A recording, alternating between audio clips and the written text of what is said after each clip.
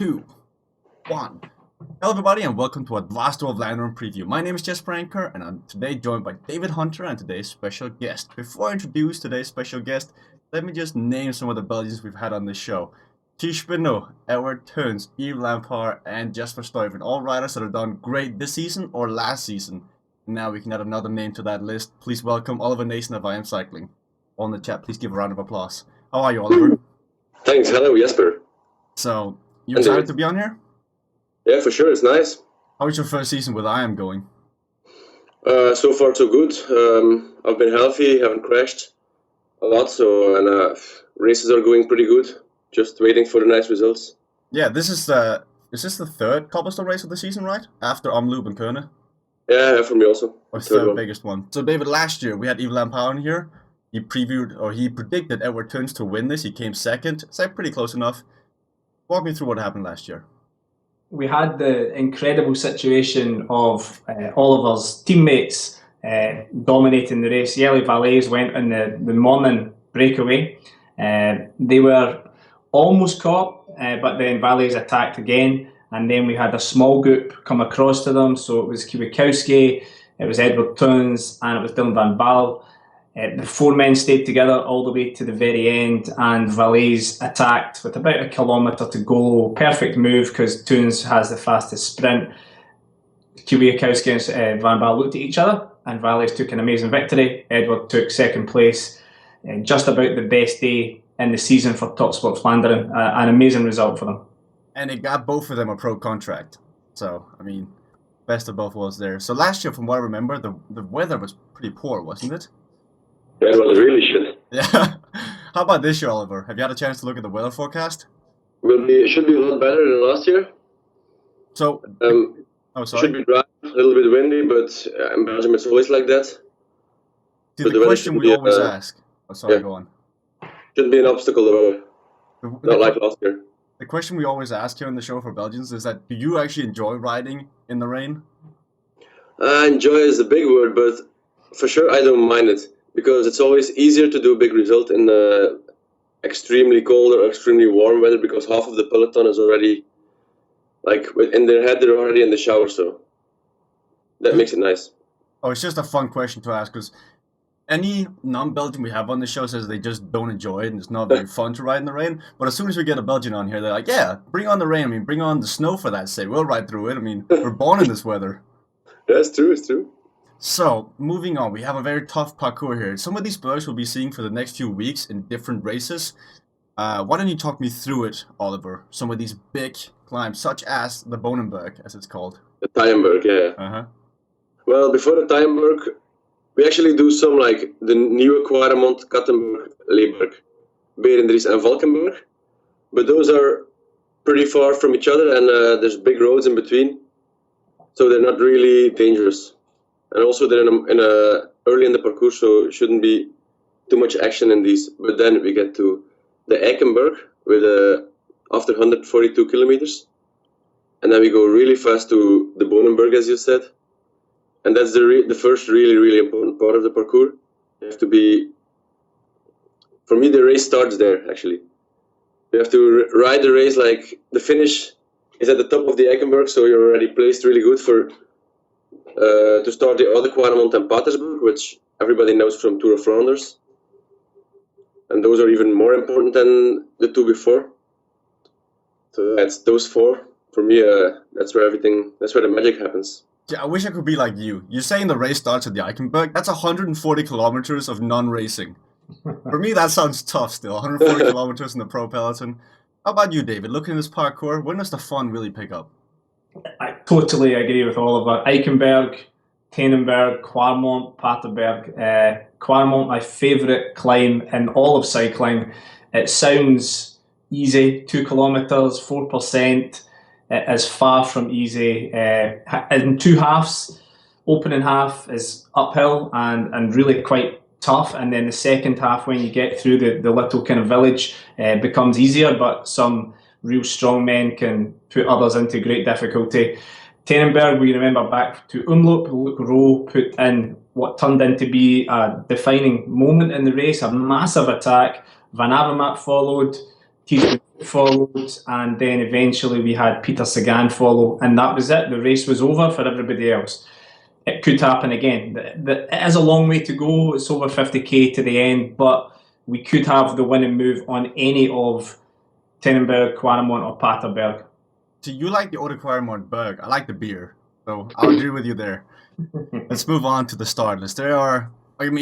In Catalonia, there's so many great riders as we saw today, but the race can be pretty boring. Here, we have so many great riders, but I assure you that from the Eichenberg and forward, you're going to see loads of attacks, just like last year. Let's start with looking at last year's winner, Jelle Valais, and the rest of Lotto Soudal. Walk me through this team, David. Well, we've got Valais, Sean de Bie should be there, Jens de Bucherer should be there as well. Straight away, that's a very tough team. We cannot forget that in Omloop and Kuurne, Lotto Soudal were actually the dominant team. They were better than Ethics. They didn't walk away with a victory, but they were very, very strong and very impressive. So their team hasn't been confirmed yet. I personally would like to see Tige Benoit. I think he is actually there on the start list as well, which is excellent news. He's yet to win a professional race. Every time he starts, I mention that he is about to win his first race, and he must be one of their captains along with de Bucherer. He crashed in Strade Bianche. However, he did a good Milan San Remo. He led out Jurgen Roeland's, put him in a very good position for Roeland's to finish third. So he should be back to full fitness, and the two of them form a very, very strong partnership. So don't forget about the teammate of the year of 2012, I think it was, Lars Udenberg. I mean, he's no stranger to these cobble roads. He likes to pace at the front, help out the rest of the team, and I think he'll help some of these riders along the way. See, I think it only fitting that, Oliver, you do get to talk about your team. Is it IAM or IAM Cycling, actually? How do you pronounce it? Most calls it IAM Cycling, but all the riders say IAM Cycling because it sounds a little bit cooler, but you can call it. It really does. I'll go with IAM Cycling for the rest of this preview. So IAM Cycling, what are you guys doing for this race? Well, first of all, I want to totally agree on Lotto, 100%. I think they are a super strong team to watch. As David said, with de Bucherer and Tige, for sure. About our team, we don't really have the super strong leaders, but we have Dries, Lee Howard, me, Kluge. We can all do a really big result, I think. But the race has to go really our way. We have to try something maybe just before Eichenberg or in between Eichenberg Timer or something like this to be in front, because I know for a fact when Greg or Tige goes on one of these hills, nobody can follow. Only those two guys are above all the rest. That's for me, I'm 100% sure, but we just have to try to be in the first group over the hills and play it out in the finale and hope for the best. Best of luck with that. We actually had Lee Howard, your teammate, on the show last week for Tirreno Adriatico, I believe that was.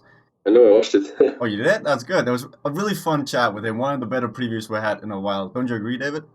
Yeah, Howard, he did well in Tirreno. What was he, fifth? I think he was fifth in the stage, the sprint stage. The first stage, yeah. He went well. Devanines and Oliver are both going well. They both featured heavily in Omloop and Kuurne versus Kuurne. This is a race where we sometimes get a surprise result. You know, Agato has won here before, Nick Noyens has won here before. It's not always the already recognised names of cycling that wins here. However, Terpstra has won twice, so we could see a slight surprise. We saw in La Semienne, the difference of class between the real good cobblestone riders is Terpstra, and then the rest of the field, which we saw in La Semienne, is really big. There's a huge gap between there. Let's talk about Terpstra, Oliver. A guy like Terpstra's won here twice before. Could he repeat that this year? For sure. I'll give him 2 stars, and normally I would give him 3, but I've raced with him a couple of times this year, and I haven't seen him do anything to make me think like, wow, this guy is so super strong. Whereas Tige, Greg, and de Bucherer, they have really impressed me. So Terpstra, I think he'll be strong for sure. He'll be in there, but there's just no way anybody is gonna let him go again. I don't think he can win. Wow. That's a bold statement right there. Nicky Terpstra don't think he can win. Watch out on that one.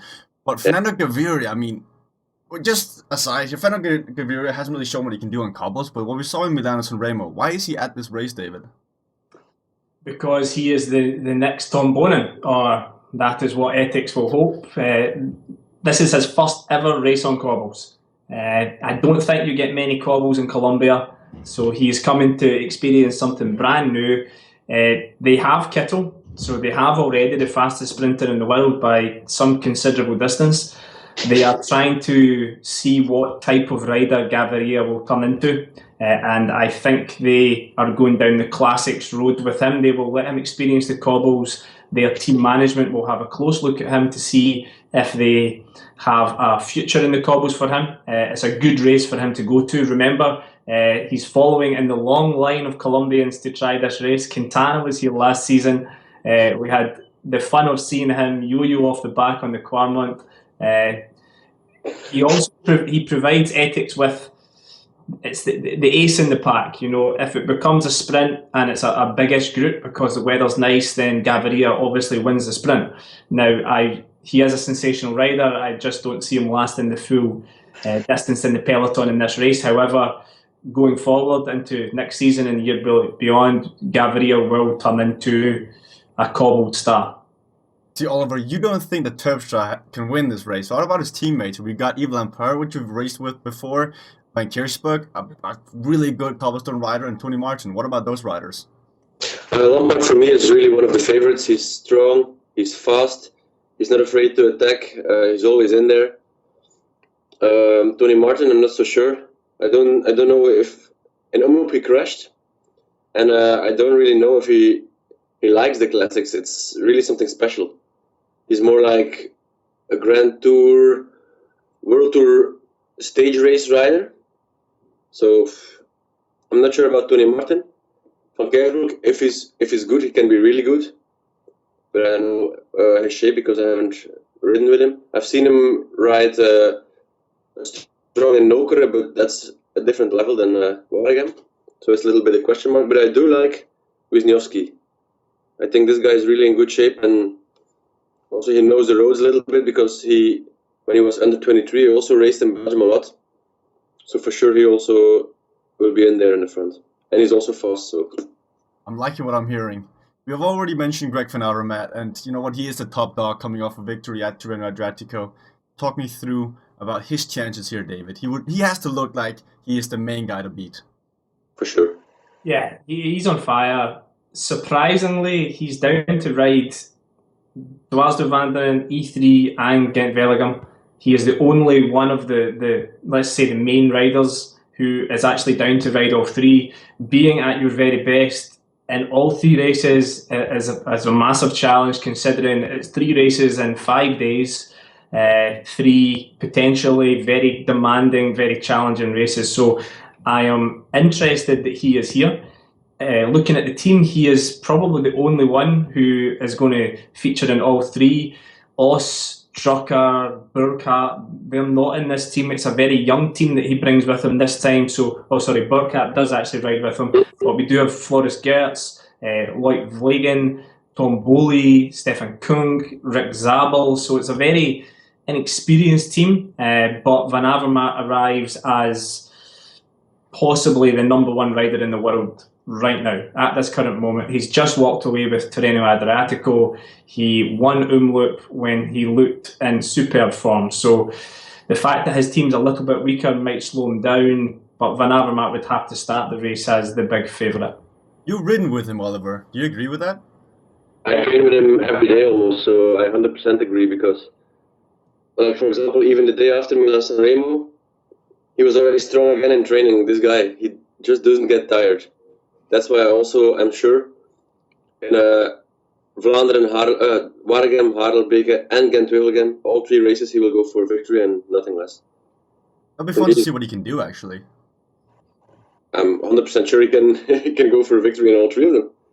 So really, that would not surprise me. That would be amazing, coming off Tirreno and then winning 3 big races in a row, and then leading up to Roubaix, leading up to Flanders. He won't win in all 3 of them because, of course, but every time he will be the big favorite, and it will be justified that he's the big favorite. Do you know what he needs? He needs Sagan to ride this race so he can finish ahead of him on the podium in first place. Without Sagan, he can't win. Exactly. This is his time. This is, he's had a few years of being the man that some people made fun of for finishing second and making mistakes. And, this season, coming on from last season, this is his moment. He's 30 years old. He is in the prime of his life. He is winning races that people thought he probably couldn't. He is going to take every single opportunity coming. I'm thinking back to Christophe riding 3 days of Japan last season when people are saying, "Oh, he's going for Flanders. He won't ride in Japan." He did go to Japan. He won 3 stages in Japan. He took the overall in Japan, and he still won Flanders. So when you hit that purple patch, you take it. You take the victories. So Van Avermaet, best of luck to him because he really is a joy to watch right now. Yeah, Greg Van Avermaet is right here and right now. I'm looking at 2 riders of the future who's already gotten big results. We're looking at Trey Segafredo here. Jasper Stuyven and Edward Theuns, 2 good friends of the show. Oliver, talk me through. How do they have to ride this race in order to beat a guy like Greg Van Avermaet? They just have to follow him. I think if Edward can follow Greg, he can beat him in a sprint because Edward is, as you obviously know, really, really fast. And he's also in super good shape. I saw him in Paris-Nice. If everything would have gone really well for him, he could have won 2 stages, which is really crazy. So with his shape and his talent for these races, for me, he's also one of the big favorites. And Stuyven has not much to say about him. He proved in Kuhn that for races like this, he's super strong. This is almost an exact copy of Kuhn, this parkour. You have a long flat after Tighem, going to Waregem. So if it gets tactical and he's not afraid to go again from far, why not? Does lightning strike twice, David? Would they really let Jasper Stuyven go off the front? Probably not, but he does pack a fast sprint. That's the other thing about Stuyven. Obviously, he won a sprint stage in the Vuelta last season. Similar to Van Avermaet, not quite in terms of the scale of the results, but Stuyven has started to pick up victories and he will seize his chance. Trek have 2 big cards to play. They can rotate attacks, they can sit on potentially and say they're riding for somebody else. So having 2 very strong riders is obviously a big bonus. Van Avermaet goes in as the strongest rider here, but he will probably be one man against the others. But if he's very strong, one man is really all you need. See, I'm hoping Edward Theuns goes out there because he just received his friend of the show t-shirt from Cycling Up. I hope he has that in the bag when he goes on the podium later on. I don't think he will. You're listening, Edward, you better.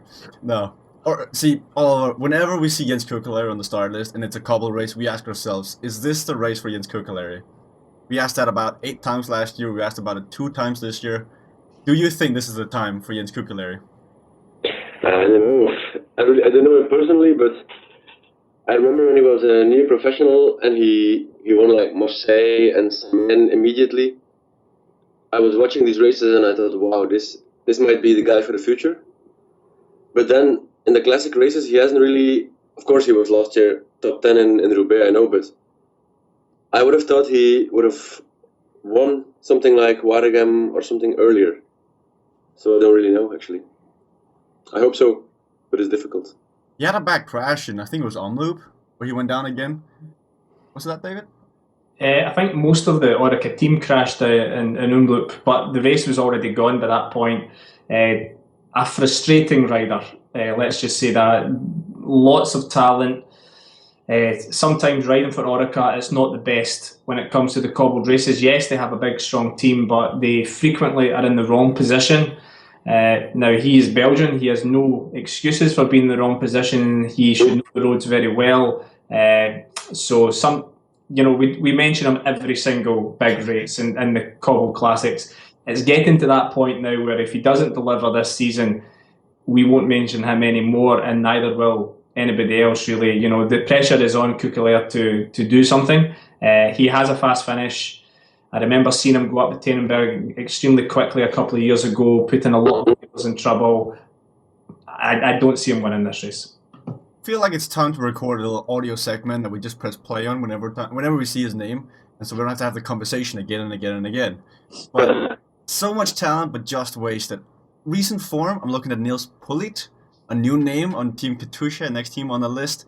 I know they have Sven-Erik Bistrom, a really strong rider, but I just can't overlook Niels Pullit. He's only 2 years older than me, and in La Semienne and 3 days of Vlaanderen, he finished third in the GC. A young rider like him, does he have a chance here, Oliver?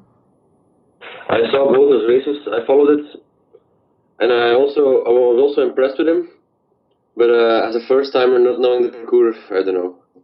I think it's difficult. And also the team, Katusha, I don't know. I think they're a little bit lost without Christophe in the Flanders roads. That's a good way of putting it. Yeah, agree with that. So I do like Dylan Groenewegen. He moved over from Rompot this season to sign for Jumbo. Young, aspiring sprinter. Straight away, first race, he beats Buhani in a sprint in Valenciana, which was fairly good. He then goes and finishes fourth in Kuurne, sixth in Samin, where he was extremely attacking. He follows it up with a win in West Vlaanderen, second in Hamzaan, third in Nokia, third in Drenthe. Jumbo have a star. Jumbo, whether they got lucky or whether it was an inspired signing, Groenewegen is going better than I think anybody would have expected at this point of the season. He comes in full of confidence. He has a very fast finish.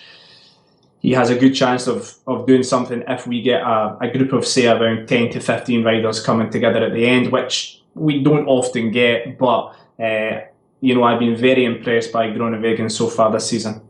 He had a funny incident the other day when he got beaten by Erik Baska, the neo-pro of Tinkoff Saxo.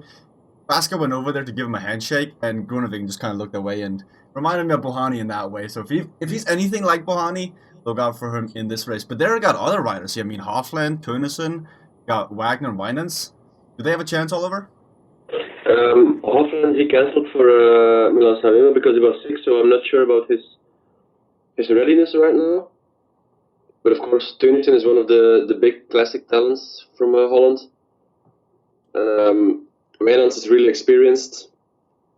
For sure, one of them will be in the front when it's a group of 10-15 riders, but I don't know. I don't think so, actually.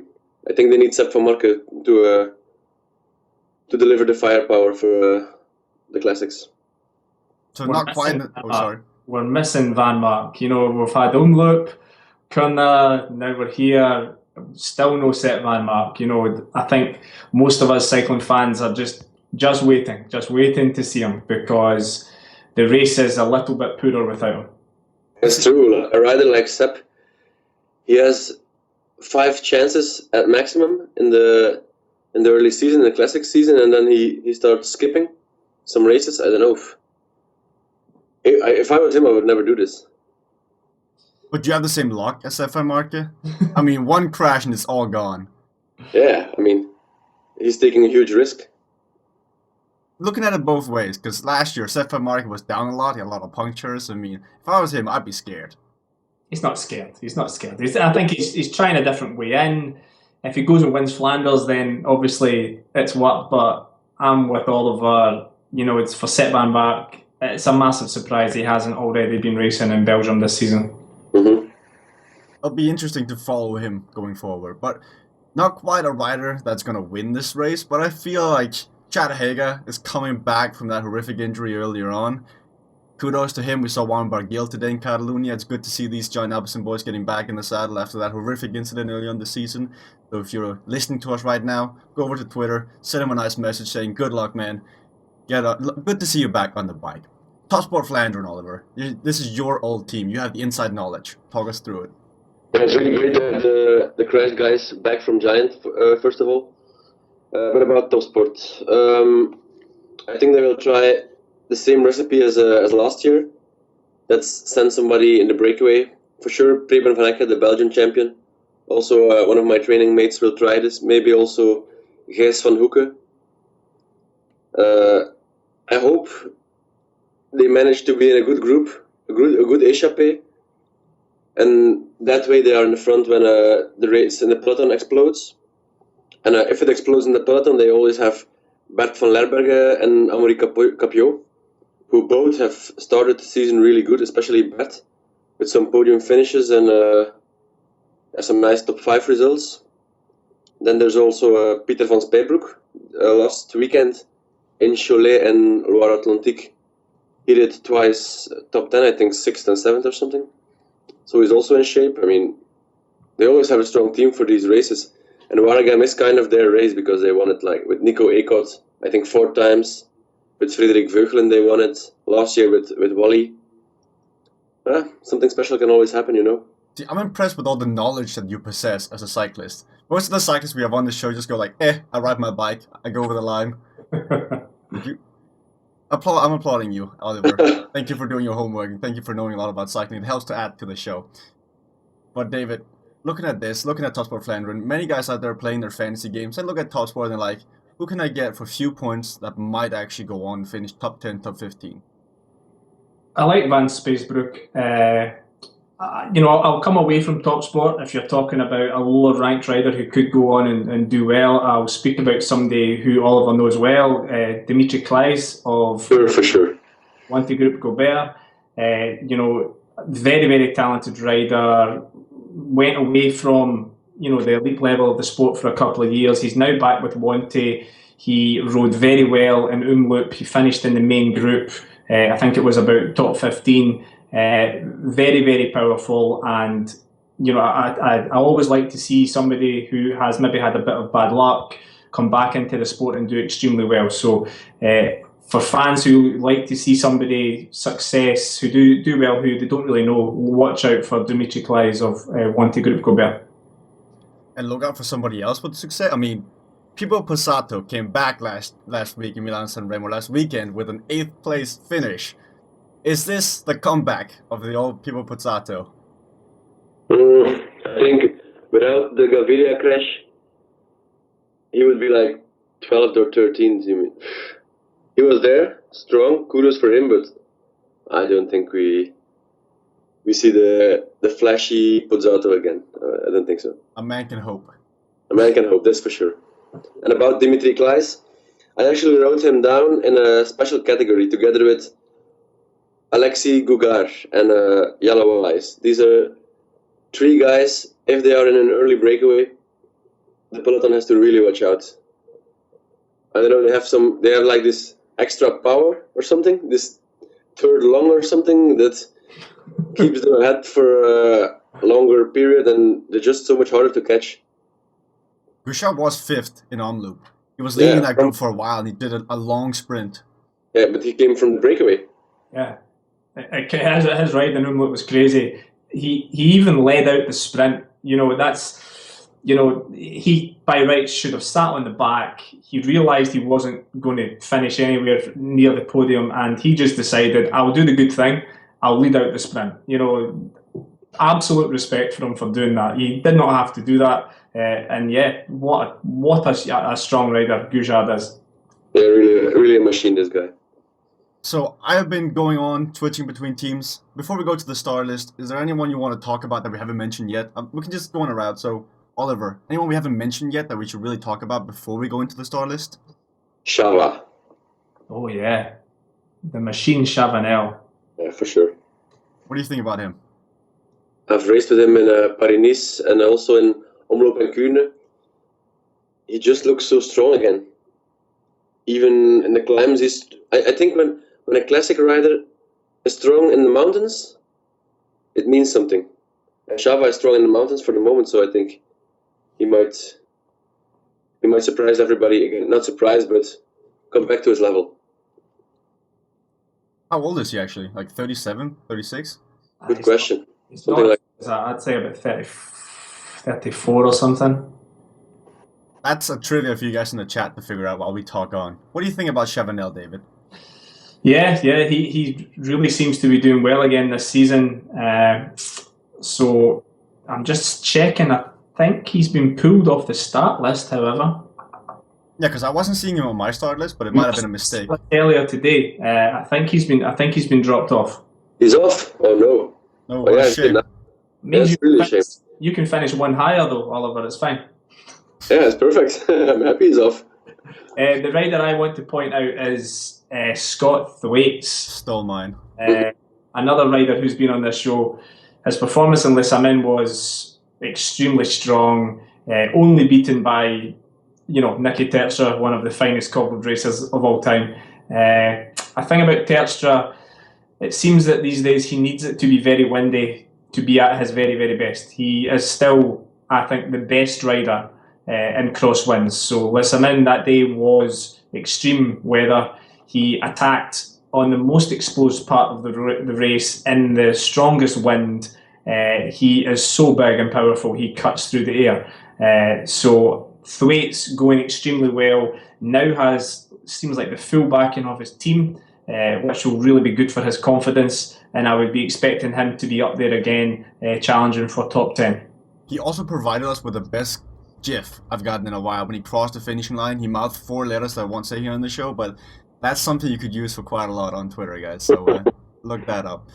With that in mind, let's move on to the star list. And since you are our honorary guest of today, Oliver, why don't you start with your 1-star riders, your 3 1-star riders?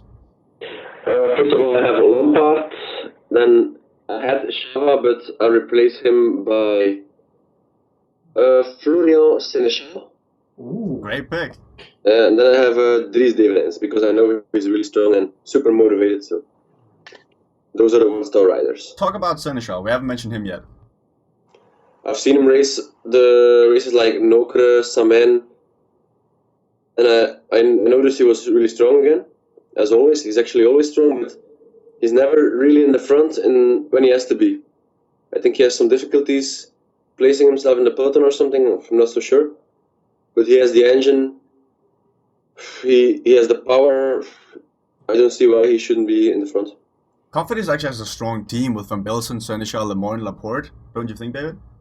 Yeah, and they are one of these teams who you imagine don't do particularly well here, but they do. They have a fair record in Belgium. Laporte is a rider who's really stepped up as a final lead-out man, but his record last season, I think he was third in Samin, so Laporte, Seneschal, Van Bilsen, Van Steen, Cavendish should be challenging. And see, David, you usually go you actually go first, so I'll let you go last this time. My 1-star rider, well, you know what? Whenever we have a guest on the show that's actually in the race, and he actually has some skills, gotta put him on the star list right there. It's a bit of luck. So Oliver Naesen, you're on my 1-star list. So hashtag confidence right there. Also got Jens de Buschera, and then of course the German talent Nils Pullit.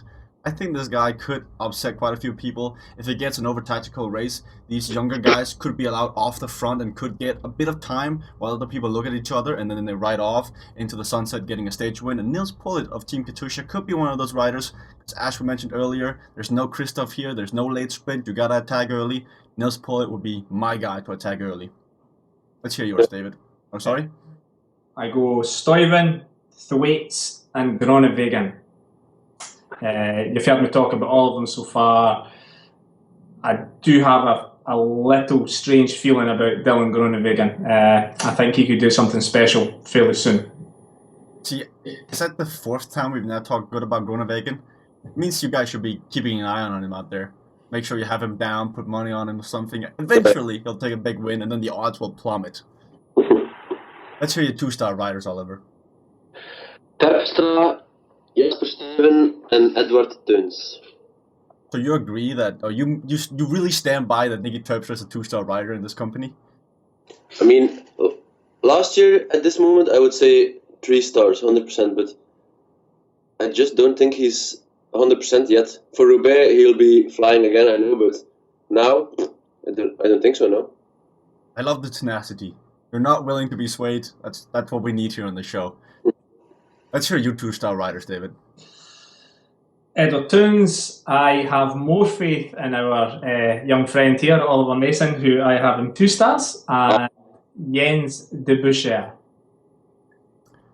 Talk about Jens de Buschera. We haven't really gone into details about how Lotto is going to ride this race.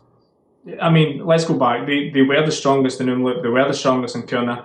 They mobbed the front for most of the race. They had the riders away, so they got Tej away, looking extremely strong in Umloop. They had a variety of riders away in breaks in Kuurne. They come in, they've got Debusschere and Benoot, both of whom can sprint very well, both of whom are extremely strong on the cobbles. So Lotto will have a massive say. For the first time in recent memory, they go in stronger than Ethics, which is what they did in Umloop and Kurna, which is, that's almost unheard of in the last couple of seasons. Ethics have been so far ahead of the rest of the teams, but not looking like that just now. So Lotto Soudal will probably control the vast majority of the race, and having two extremely strong cards to play, they should be around come the finish. And if the wrong break goes, they should have men to pull it back. See, I love the fact that it's not because Ethics is getting worse, it's because Lotto is getting better. So the overall level is just being high. It's being tightened at the top, and that's what it's going to make cycling a much more fun sport to watch in the future when there are more riders that can actually win these races, because this Dwars of Vlaanderen is wide open. For my 2-star riders, I agree with Oliver, except you're going to have Nicky Terpstra 3-star riders. So instead I put in Scott Waits, your outside pick. He was so strong in La Simeon. We've had him on the show before. There's a reason we've had him on the show. He is such a talented rider, and it's only about time before he actually steps up to the plate, gets lucky, or just finds the right attack and goes off the front, or finishes top 3. This could be his race. You have 3-star riders, Oliver. Yeah, the Busher, because I think he is I really think this guy is a bit underrated. I mean, have you seen the way he sprinted for 6th place in Omloop? That was easy. It was so easy for him. If he sprinted for 1st, he would have won. If the gap would have been closed, for sure he would have won. That's what I think. And also seeing him still in there after the Poggio in Milan-San Remo makes me think he's really in good shape, and just he's so strong on the cobbles. He's so fast. That's why he's for me 3-star. And of course Greg and Tish, those two guys, from this field. And from any field, I think the strongest two on a cobbled hill. They're practically unfollowable, if that's a word. So that is now. For that with these two guys, it's going to be just having these two guys at the start line makes the race harder. So. And that does mean something coming from an actual rider out there on course, because we can sit here at home and see that nobody can actually follow these riders. But being out there, having to put in these watts to follow these crazy attacks means a lot, Oliver. Yeah. I actually saw a tweet following Omloop that Jens de Buschero is criminally underrated as a cyclist. You just look at him and he's not much. I agree with you though, Oliver. Great cyclist. 3-star riders. Before we go to a prediction, we'll just go 3-star riders all the way around. Your turn, David. I totally forgot your name for a second. Okay, 3 stars. I'll have Terpstra in there, and I will have an Avermaet and Benoot. It's actually quite funny. The Quaremont, none of these riders are the best on the Quaremont. When we go to E3, we will see the likes of Sagan and Christophe and riders of that who are much stronger on the Quaremont.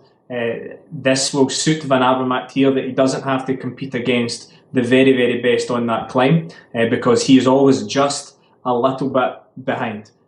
So it will really suit him, and I think that Van Avermaet and Benoot, I agree. I think they are on a different level compared to everybody else. However, Van Avermaet arrives as a one-man team, and Lotto have 2.